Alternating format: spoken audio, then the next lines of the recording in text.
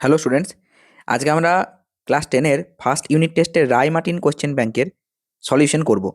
তোমরা থাম্বনেলে পেজ নম্বর দেখে নিয়েছো যে কত নম্বর পেজ আমরা সলিউশন করছি।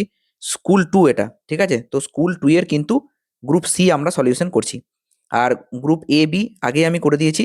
তোমরা কমেন্ট সেকশনে প্লে লিস্টে ঢুকে যাও, আর প্লে লিস্টে গিয়ে তোমরা দেখতে পাবে, দেখো পরপর কোশ্চেনগুলো, বা তোমরা ডাইরেক্ট প্লে লিস্টও দেখতে পারো, দেখবে রায়-মার্টিন, হ্যাঁ, ক্লাস 10 বলে প্লে লিস্ট করা আছে ফিজিক্যাল সায়েন্স। দেখো, প্রথম কোশ্চেন বলছে আগুনে বরফ কি এবং এর নাম ও সংকেত লেখো। সব দেওয়া আছে, আগে তোমরা কোশ্চেনগুলো দেখে নাও কি কি আছে। আমি অ্যান্সারগুলো সব তারপরে দিয়ে দিয়েছি। তো আগুনে বরফ কাকে বলা হয়? মিথেন হাইড্রেটকে। এর নাম, সংকেত সমস্ত আমি দিয়ে দিয়েছি। দেখো, এই যে মিথেন হাইড্রেট, তো মিথেন হাইড্রেটের সংকেত ভালো করে দেখে নাও। 4CH4 23H2O, সংকেত বিশিষ্ট বরফের ন্যায় দেখতে কেলাসাকার সাদা কঠিন পদার্থ বা কঠিন ক্ল্যাথরেট যৌগ। এর মধ্যে 13.4% মিথেন থাকে। এই পয়েন্টটা খুব ইম্পর্টেন্ট যে হ্যাঁ, মিথেন হাইড্রেটে কত পার্সেন্ট মিথেন থাকে? 13.4%। ঠিক আছে? আচ্ছা, তারপরে কি কোশ্চেন ছিল? দেখো, বায়োমাস কি? বায়োগ্যাসের মূল উপাদান কি? সব দেওয়া আছে। এই দেখো, বায়োমাস কি না, গবাদি পশুর মল, খনিজ বর্জ্য পদার্থ, কচুরিপানা সহ মৃত প্রাণী ও উদ্ভিদ দেহ, আখের ছিবড়া, শহরের কঠিন আবর্জনা, রান্নাঘরে ব্যবহৃত বা অব্যবহৃত জৈব অবশেষ, কাঠ ইত্যাদিকে একত্রে বায়োমাস বলে। বায়োমাস হলো একটি পুনর্নবীকরণযোগ্য শক্তির উৎস। ঠিক আছে? তার মানে এই যেগুলো বায়ো, বায়ো মানে কি? বায়ো মানে কি? বায়ো মানে হচ্ছে জীবদেহ। তাহলে যেগুলো এরকম কোনো জীবদেহ বা উদ্ভিদ থেকে এসেছে এবং সেইগুলো অনেক দিন ধরে পচনের ফলে কি হচ্ছে না, জ্বালানি হিসাবে ব্যবহার করা হচ্ছে, সেইটাই হচ্ছে বায়োমাস। বুঝতে পেরেছো? আর এগুলো পুনর্নবীকরণযোগ্য শক্তি, তার মানে এর মানে ভান্ডার কোনোদিন শেষ হবে না। যেমন জীবাশ্ম জ্বালানির ভান্ডার একদিন শেষ হয়ে যাবে, ঠিক আছে? তাহলে জীবাশ্ম জ্বালানি কিন্তু পুনর্নবীকরণযোগ্য শক্তি নয়, কিন্তু এইগুলো হচ্ছে পুনর্নবীকরণযোগ্য শক্তি। পরের প্রশ্ন দেখো। আচ্ছা, অঙ্ক আমি করিয়ে দেবো, চিন্তার কোনো কারণ নেই। 27 ডিগ্রি সেন্টিগ্রেড উষ্ণতায় নির্দিষ্ট ভরের গ্যাসের আয়তন এত, স্থির চাপে কোন উষ্ণতায় গ্যাসের আয়তন দ্বিগুণ হবে? যখনই বলে দেবে যে স্থির চাপে কোন উষ্ণতায়, স্থির চাপ মানেই হচ্ছে গিয়ে চার্লসের সূত্র। তাহলে V1/T1 সমান V2/T2, ফর্মুলা বসিয়ে দাও। V1 কত? V1 বলে দিয়েছে 500। 27 ডিগ্রি সেন্টিগ্রেড মানে 27 প্লাস 273, 300 কেলভিন। ঠিক আছে? আচ্ছা, আয়তন দ্বিগুণ হবে, আয়তন দ্বিগুণ মানে 2 ইন্টু 500। T2 চেয়েছে, 500 500 কেটে দাও, তাহলে T2 কত? T2 হচ্ছে, এটা কোনাকুনি গুণ হবে, 600 কেলভিন। দেখো, T2 হচ্ছে কত? 600 কেলভিন। আচ্ছা, মুছে দিলাম। নেক্সট কোশ্চেন কি বলছে দেখো, 10 ATM চাপে একটা সিলিন্ডারে 9 লিটার গ্যাস আছে। বেশ, তাহলে V1 সমান 9 লিটার। খুব ভালো কথা। একই উষ্ণতায় 2 ATM চাপে ওই গ্যাস দ্বারা 5 লিটার আয়তনের কতগুলো বোতল ভর্তি করা যাবে? তার মানে প্রথমে P1 বলেছে 10 ATM, ঠিক আছে? একটু সরিয়ে লিখে এদিকে, P1 সমান 10 ATM, V1 সমান 9 লিটার। এবার কি করা হয়েছে, উষ্ণতা 2 ATM, একই উষ্ণতায়, একই উষ্ণতা, ঠিক আছে, তার মানে টেম্পারেচার চেঞ্জ হয় না, তার মানে বুঝে গেলাম বয়েলের সূত্র। আর 2 ATM চাপে, অর্থাৎ P2 বলা আছে, 2 ATM, তাহলে V2 কত? ফর্মুলা জানো, P1 V1 equal to P2 V2, বসিয়ে দাও। P1 কত? 10, V1 কত? 9, P2 কত? P2 হচ্ছে 2, আর V2 কত? V2 জানি না, বের করতে হবে, তাহলে V2টাকে বার করো। তাহলে 2 5 10, তাহলে V2 হচ্ছে 5 9 45 লিটার। এবার আমার কাছে যে বোতলটা আছে সেই বোতলের আয়তন 5 লিটার, তাহলে কটা বোতল ভর্তি হবে? তাহলে বোতল ভর্তি হবে সমান 45/5, অর্থাৎ 9টি বোতল ভর্তি হবে। ক্লিয়ার আশা করি। পরের কোশ্চেন দেখো, আলোর প্রতিসরণ সংক্রান্ত স্নেলের সূত্রের গাণিতিক রূপ সহ লেখো। সব দিয়ে দিয়েছি। আচ্ছা, ওই তার আগে আর একটা কোশ্চেন ছিল, এটা আমি বলতে ভুলে গেছি। বায়োগ্যাস কাকে বলে? বায়োমাস তো বললাম, এবার দেখো বায়োগ্যাস কাকে বলে। বায়ু বা অক্সিজেনের অনুপস্থিতিতে মিথানোজেনিক ব্যাকটেরিয়া দ্বারা জটিল জৈব রাসায়নিক বিক্রিয়ার মাধ্যমে বায়োমাসের রাসায়নিক বিয়োজনের ফলে যে গ্যাসীয় মিশ্রণ উৎপন্ন হয় তাকে বায়োগ্যাস বা জৈব গ্যাস বলে। ঠিক আছে? খুব ভালো করে পড়ে রাখবে। তার মানে আমরা যে বায়োমাসটা পড়লাম, সেই বায়োমাসে মিথানোজেনিক ব্যাকটেরিয়া দ্বারা কিছু রাসায়নিক পরিবর্তন ঘটে এবং একটা গ্যাস উৎপন্ন হয়, ওই গ্যাসটাকেই বলবো বায়োগ্যাস। ওই গ্যাসের মেন উপাদান হচ্ছে মিথেন কত পার্সেন্ট থাকে দেখো, 55 থেকে 65%। এই কোশ্চেনটাও দেখবে ছিল, ঠিক আছে? বেশ। আর কোন ব্যাকটেরিয়া? মিথানোজেনিক ব্যাকটেরিয়া, এইটা মোস্ট ভাইটাল, ঠিক আছে? এই দেখো, আলোর প্রতিসরণ সংক্রান্ত স্নেলের সূত্র। প্রথম সূত্রটাকে কিন্তু আমরা স্নেলের সূত্র বলি না, দ্বিতীয় সূত্রটাকে আমরা বলি স্নেলের সূত্র। দুটি নির্দিষ্ট মাধ্যম এবং একটি নির্দিষ্ট বর্ণের আলোর প্রতিসরণের ক্ষেত্রে আপতন কোণের সাইন ও প্রতিসরণ কোণের সাইনের অনুপাত সর্বদা ধ্রুবক হয়। তার মানে আমরা জানি যে মিউ ইকুয়াল টু কি না, মিউ ইকুয়াল টু হচ্ছে sine i by sine r. এখানটা লিখি তাহলে দেখতে পাবে, mu equal to sine i by sine r. এইটাই হচ্ছে স্নেলের সূত্রের গাণিতিক রূপ। গাণিতিক রূপ দিতে বললে এইটা দেবে, তারপরে এইটা ভালো করে লিখে দেবে, বুঝতে পেরেছো? আর ছবিটা দেখো, ছবিটা বোঝার আছে না, যখন আলো লঘু মাধ্যম থেকে ঘন মাধ্যমে যাচ্ছে তখন কি হলো, দিক পরিবর্তন করে গেল। যাওয়ার কথা ছিল এই দিকে, কিন্তু যাচ্ছে বেঁকে যাচ্ছে, দিক পরিবর্তন করে গেল। এই ঘটনাটাই কিন্তু হচ্ছে আলোর প্রতিসরণ, বুঝতে পেরেছো? ওকে, তারপরে প্রশ্ন দেখো, আলোর প্রতিসরণ সংক্রান্ত স্নেলের সূত্রের গাণিতিক রূপ সহ হয়ে গেল এটা। বেশ, হ্যালোজেন মৌলগুলিকে তড়িৎ ঋণাত্মকতার ঊর্ধ্বক্রমে সাজাও। দেখো হ্যালোজেন মৌল কোনগুলো, যারা 17 নম্বরে আছে তারাই হ্যালোজেন। 17 নম্বরে কারা আছে? প্রথমে আছে ফ্লোরিন, তারপরে ক্লোরিন, তারপরে আছে ব্রোমিন, তারপরে আছে আয়োডিন। তড়িৎ ঋণাত্মকতার ঊর্ধ্বক্রম, আই সব থেকে কম তড়িৎ ঋণাত্মক, তারপরে ব্রোমিন, তারপরে ক্লোরিন, তারপরে ফ্লোরিন। ব্যাস হয়ে গেল, ক্লিয়ার? পরের কোশ্চেন দেখো, এ বি সি ডি মৌলগুলির পারমাণবিক সংখ্যা বলা আছে, এদের মধ্যে কোনটি বিজারণ ধর্ম বেশি, কোনটির তড়িৎ ঋণাত্মকতা সর্বোচ্চ, কোনটির আয়োনাইজেশন শক্তি সবচেয়ে কম, কোনটির পারমাণবিক ব্যাসার্ধ সবচেয়ে কম। সবগুলো অ্যান্সার করতে হবে। দেখো এখানে আমি দিয়ে দিয়েছি, খুব ভালো করে দেখবে, কিভাবে অ্যান্সার লিখতে হবে সেটাও দেখবে। আচ্ছা 3, 9, 11, 19 ছিল ডেটাটা, 3, 9, 11, 19 একদম।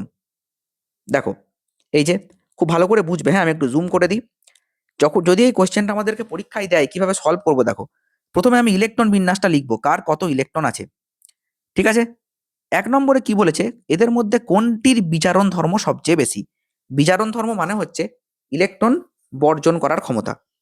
দেখো এখানে কে তাড়াতাড়ি ইলেকট্রন বর্জন করে দিতে চাইবে, সেটা হচ্ছে ডি, কারণ ডি এর শেষ কক্ষের ইলেকট্রনটা অনেক দূরে আছে, তাই কেন্দ্রের আকর্ষণ বল কিন্তু এর ওপর অত প্রভাব বিস্তার করতে পারবে না, তাই এ কিন্তু টুক করে বেরিয়ে চলে যাবে। তাহলে যেহেতু ডি ইলেকট্রন ত্যাগ করতে চায় তাড়াতাড়ি, তাই এর বিজারণ ধর্ম সর্বাধিক। অ্যান্সার হয়ে গেল। পরের প্রশ্ন বলছে দেখো, বলছে যে কোনটির তড়িৎ ঋণাত্মকতা সর্বোচ্চ। ঋণাত্মকতা মানে ইলেকট্রন নেবে, ইলেকট্রন কে নেবে? বি দেখো ইলেকট্রন নেবে, কারণ ওর 7টা আছে, ও একটা নিলেই কিন্তু 8টা হয়ে যাবে, তাহলে বি ইলেকট্রন নিতে চাইবে, বুঝতে পেরেছো? তাহলে এর তড়িৎ ঋণাত্মকতা সর্বাধিক। 3 নাম্বার, কোনটির আয়োনাইজেশন শক্তি সবচেয়ে কম। আয়োনাইজেশন শক্তি মানে কি, আমি শেষ কক্ষের ইলেকট্রনটাকে বার করে আনতে গেলে যতটা শক্তি দেব, সেইটাই তো আয়োনাইজেশন শক্তি। কম কার, ইজিলি বেরিয়ে চলে আসবে কে, সেটা হচ্ছে ডি, ঠিক আছে? ডি মৌলের ইলেকট্রনটা কিন্তু ইজিলি বেরিয়ে চলে আসবে, তাহলে ওর আয়োনাইজেশন শক্তি হচ্ছে সবচেয়ে কম। আর তারপরে কি বলছে, কোনটির পারমাণবিক ব্যাসার্ধ সবচেয়ে কম। তুমি বলবে দেখুন স্যার, এইটারও দুটো কক্ষপথ আবার এইটারও দুটো কক্ষপথ, তাহলে ব্যাসার্ধ কম কার হবে? ব্যাসার্ধ কম কিন্তু হবে বি এর। কেন এর হবে না বলো তো? দেখো এ এর শেষ কক্ষপথে একটা ইলেকট্রন আছে, আর বি এর শেষ কক্ষপথে কিন্তু 7টা ইলেকট্রন আছে। ইলেকট্রন বেশি থাকলে আকর্ষণ বলটাও তো বেশি হবে, তাই একে কিন্তু টেনে ছোট করে দেবে, বুঝতে পেরেছো? বোঝা গেল কি বললাম?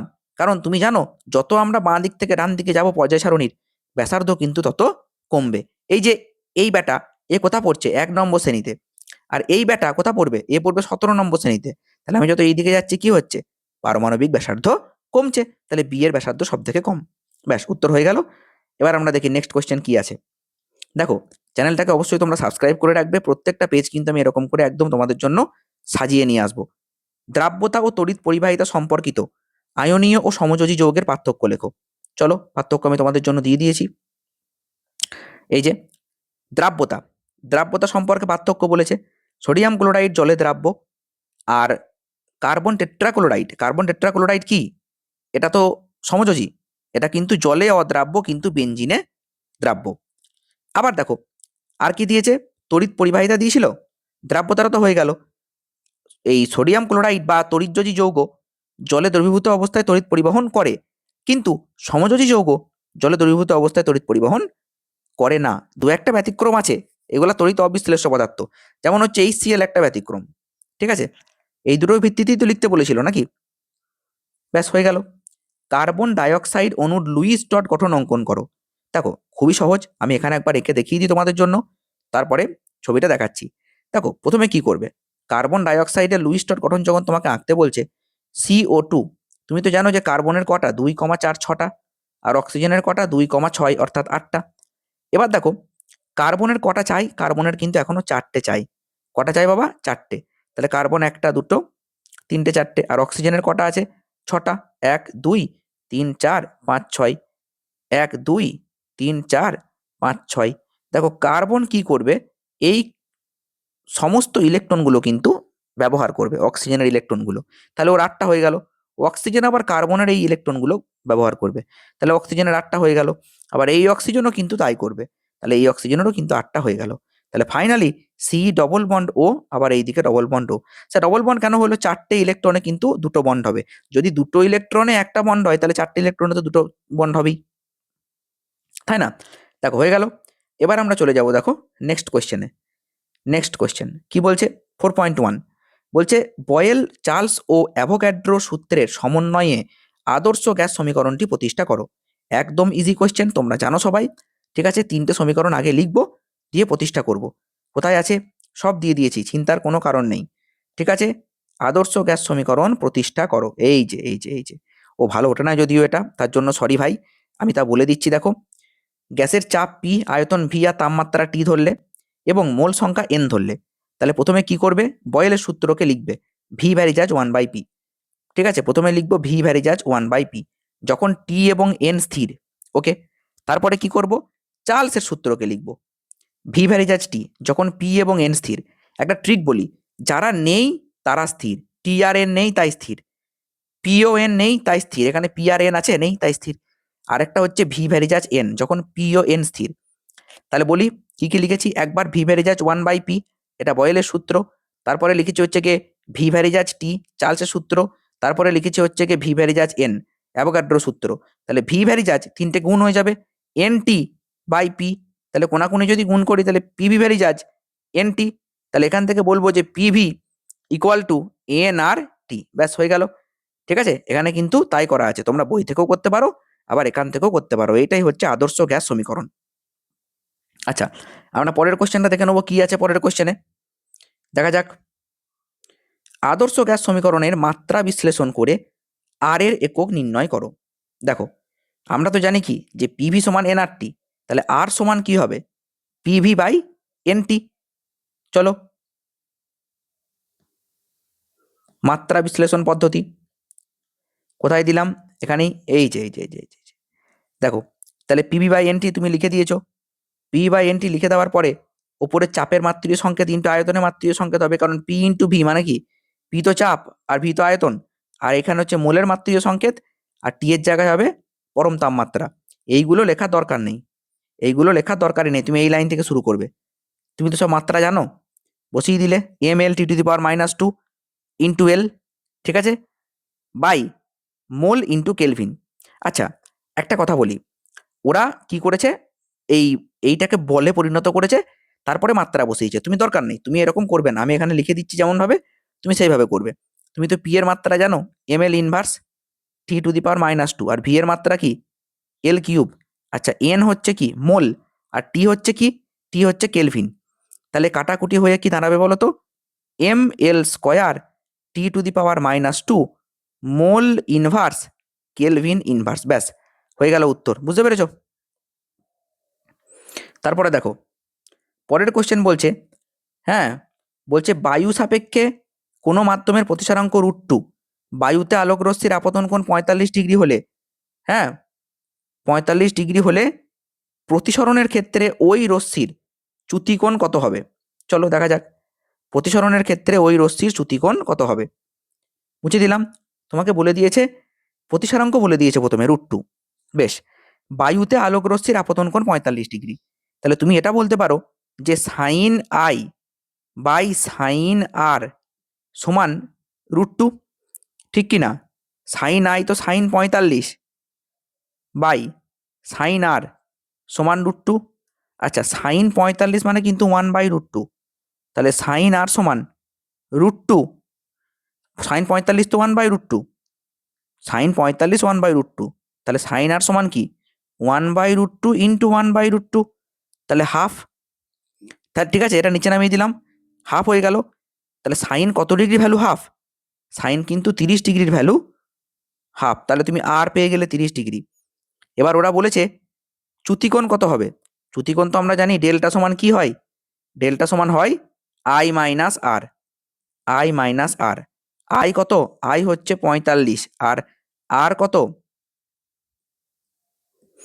আর হচ্ছে গে 30, তাহলে 45 মাইনাস 30 সমান 15 ডিগ্রি। তাহলে উত্তর হয়ে গেল কিন্তু দেখো 15 ডিগ্রি। তাহলে আগে তোমাকে কি বের করতে হবে? আগে আর বের করতে হবে, তারপরে তুমি এই delta equal to i minus r ব্যবহার করবে। বুঝতে পেরেছো? আচ্ছা, মায়োপিয়া কারণ এবং প্রতিকার আর উত্তল লেন্স দ্বারা কোনো বস্তুর বিবর্ধিত সদ্বিম্ব গঠন। দেখো দুটো কোশ্চেনই করে নেবো পরপর। মায়োপিয়া, আচ্ছা এই দেখো উত্তল লেন্স দ্বারা কোনো বস্তুর সদ্বিম্ব কিভাবে গঠিত, অসৎবিম্ব কিভাবে গঠিত হয় সেটা দেখানো আছে। কি না, এটা একটা লেন্স দেখতে পাচ্ছ, এই লেন্সের একদম কাছাকাছি তুমি একটা বস্তু রেখেছো, আলোক কেন্দ্র এবং ফোকাসের মাঝে একটা বস্তু রেখেছো। একটা আলোক রশ্মি সোজা গেল ও ফোকাসের মধ্যে দিয়ে বেরিয়ে গেল, আর একটা আলোক রশ্মি আলোক কেন্দ্রের মধ্যে দিয়ে বেরিয়ে গেল। এরা কোনোদিনই পরস্পর মিলবে না, তাই এদেরকে পেছনের দিকে ডট ডট করে বাড়িয়ে দিলাম। এই যেটা প্রতিবিম্ব পেলাম সেটা হচ্ছে অসৎ এবং সমশীর্ষ। ব্যাস হয়ে গেল। আবার কি, শুধু এইটুকু ছবি আঁকলেই হবে। আর এই চোখের ছবি আঁকতে হবে না, তুমি এখানে ই লিখে দেবে, আই লিখে দেবে। বুঝতে পেরেছো? হ্রস্ব দৃষ্টি ও মায়োপিয়া, দেখো কি বলছে, কোনো ত্রুটিপূর্ণ চোখ যদি কাছের বস্তুকে দেখতে পাই এবং দূরের বস্তুকে দেখতে না পাই, তাহলে ওই ত্রুটিকে বলবো হ্রস্ব দৃষ্টি বা মায়োপিয়া। কি হচ্ছে দেখো, এইটা হচ্ছে চোখ, বুঝতে পেরেছো? তো আলো আসছে, আলো আসার ফলে কি হচ্ছে, আগে মিলিত হয়ে যাচ্ছে। এইটা কিন্তু রেটিনা, যদি রেটিনায় মিলিত না হয় তাহলে আমি দেখতে পাবো না, তাহলে আগেই মিলিত হয়ে যাচ্ছে, তাহলে ভালো করে দেখতে পাবো না।